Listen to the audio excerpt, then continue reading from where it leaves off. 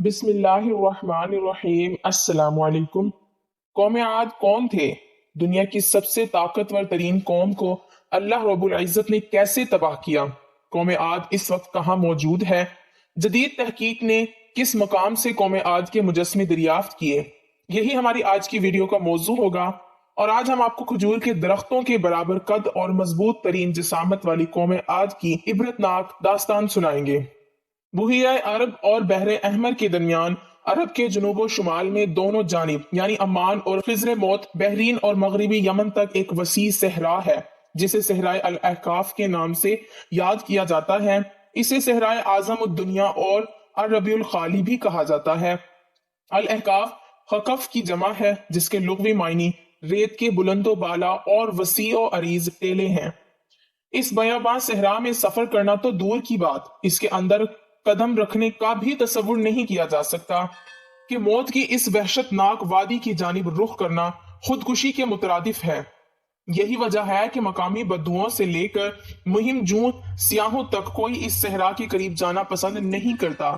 सफेद और बारीक रेत के हजारों फुट ऊंचे पहाड़ों में अगर कोई शय फेंकी जाए तो वो लम्हों में गर्क हो जाती है और रेत की सतह पर जंबिश तक नहीं होती।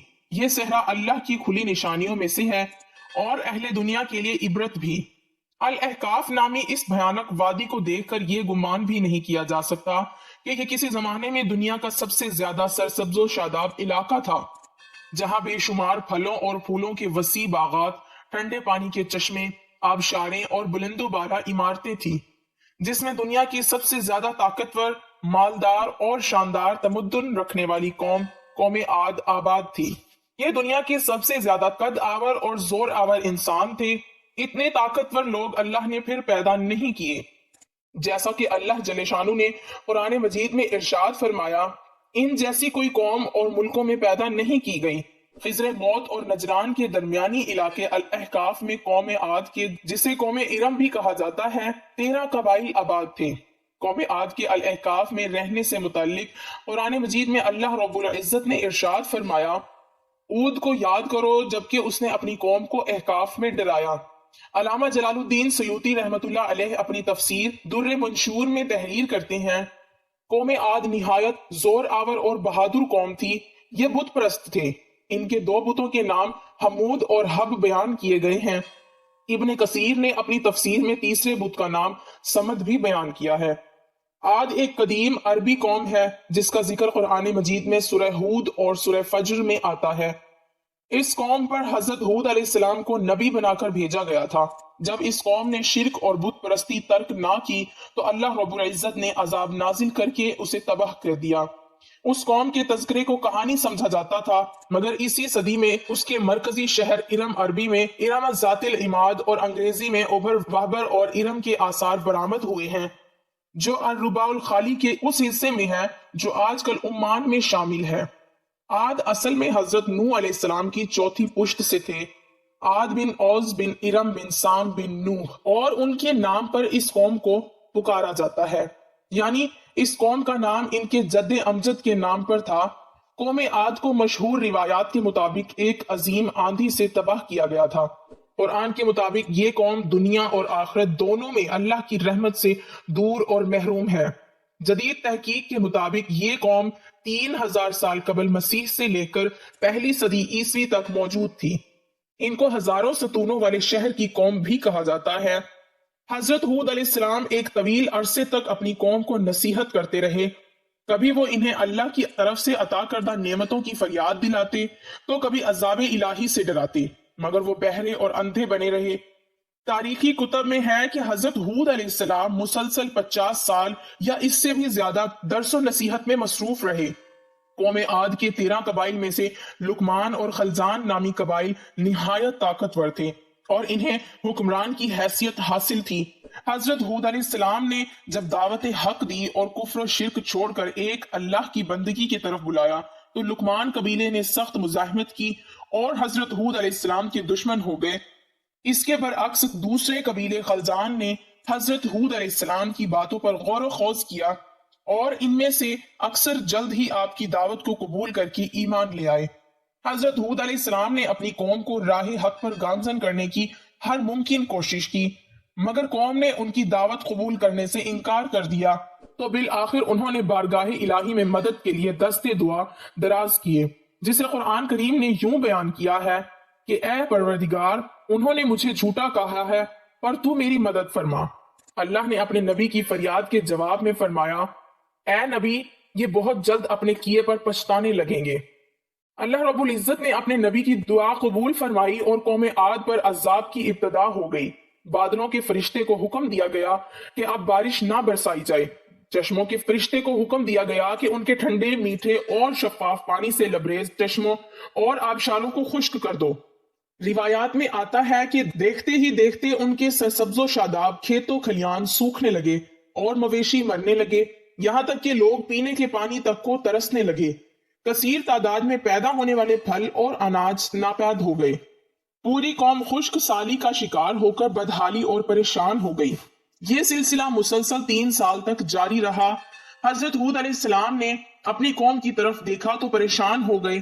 آپ علیہ السلام بہت افسردہ اور پریشان رہنے لگے، اور پھر ایک دن انہوں نے اپنی قوم سے فرمایا، اے میری قوم کے لوگوں، تم اپنے پالنے والے سے بخشش مانگو، اس کے آگے توبہ اور استغفار کرو، وہ تم پر آسمان سے بارش برسائے گا اور تمہاری طاقت و قوت میں اضافہ فرمائے گا، اور گناہ گار بن کر روگردانی نہ کرو۔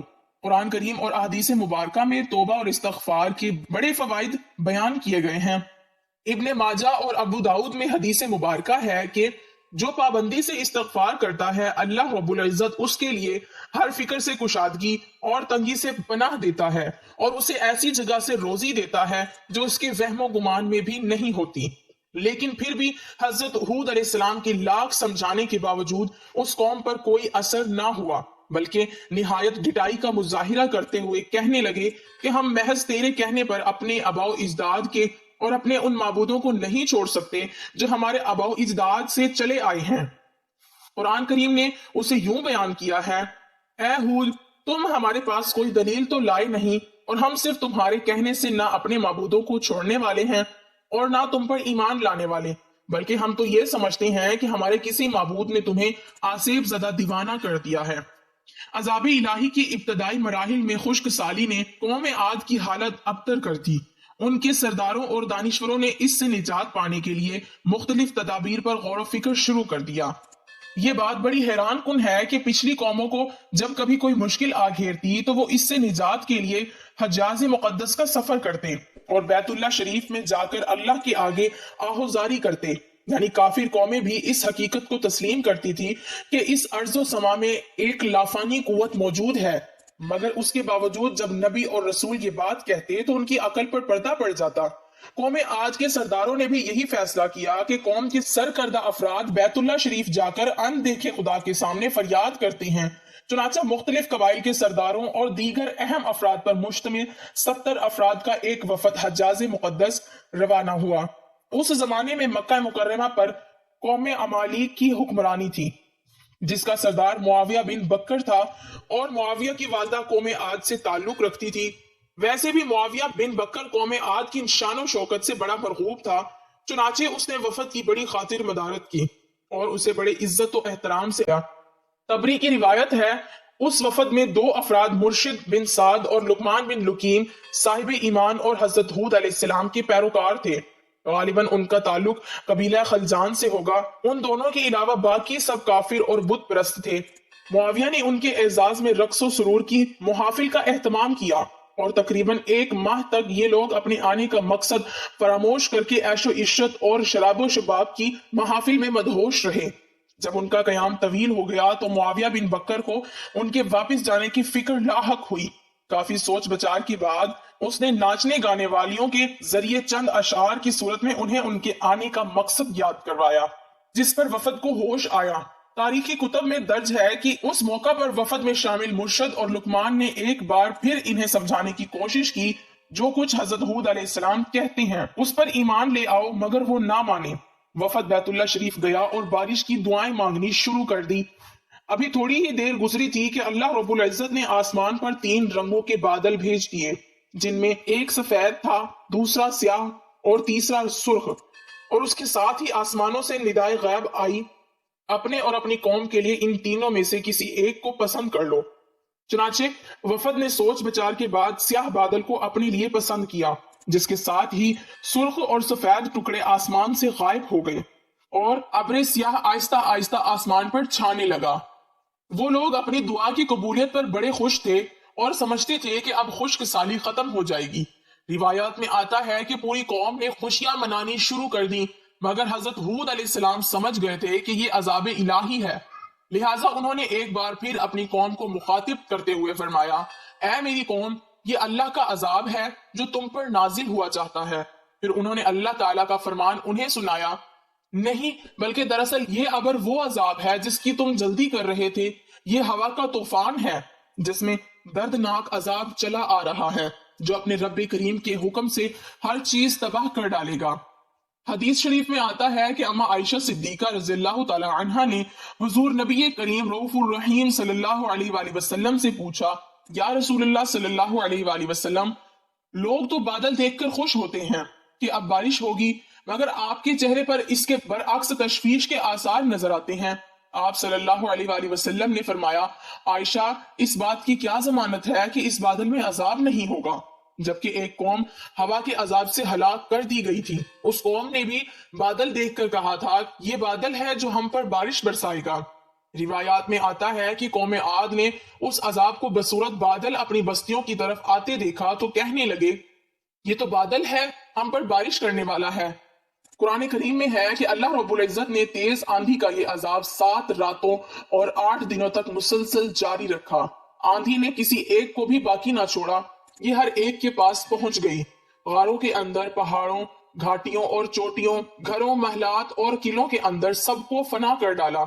इब्ने उमर रज़ियल्लाहु ताला अन्हु से मरवी है कि नबी करीम रऊफुर रहीम सल्लल्लाहु अलैहि वसल्लम ने इरशाद फरमाया, वो आंधी जिसके जरिए कौम आद हलाक की गई, अल्लाह ने उन पर अंगूठी जितनी जगह की मिसल हवा खोली थी। बस वो हवा पहले देहात में गई और वहां के लोगों और मवेशियों और मालों को उठाया और आसमान और जमीन के दरमियान ले गई।